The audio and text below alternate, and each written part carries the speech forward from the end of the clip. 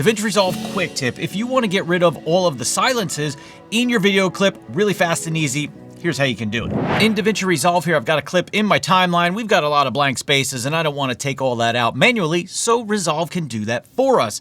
I'm just going to select my clip. I'm going to come up to the clip menu at the top, come down to audio operations, and we have ripple, delete, silence.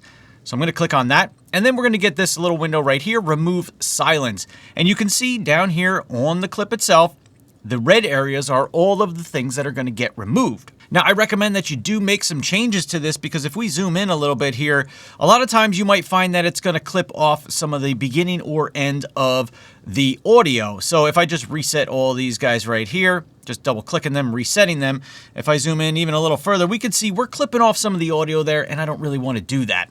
So for the threshold, I like to bring that down a little bit, make it a little bit lower, maybe 30, 35, somewhere around in there. Then for the pre-head, that is going to remove some of the end of what's going to be cut out. So you can see if I scroll this way up, you can see which end is moving on the screen there. So I like to just bring that back a little bit because you want to leave a little bit of space right here, because if you don't, it's going to sound a little weird once it removes that section of silence in your audio.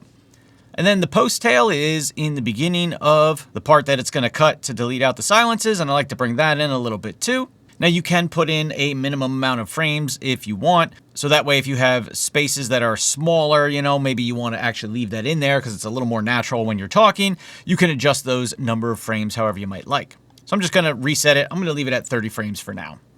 You could crossfade the audio. Generally, I don't, but you could if you wanted to. And if I zoom out here, all these red areas is what's going to be removed once I go ahead and hit that remove button. So if I zoom my whole timeline, Shift Z, I'm going to say remove. I'm going to give DaVinci Resolve a second, and boom, here we go. All of those silences are cut out. Now I can just play through my video, remove any of the clips that I might not want, or maybe you did an awesome take and you can just use all of it. So there you go, the quickest way to remove those silences in DaVinci Resolve.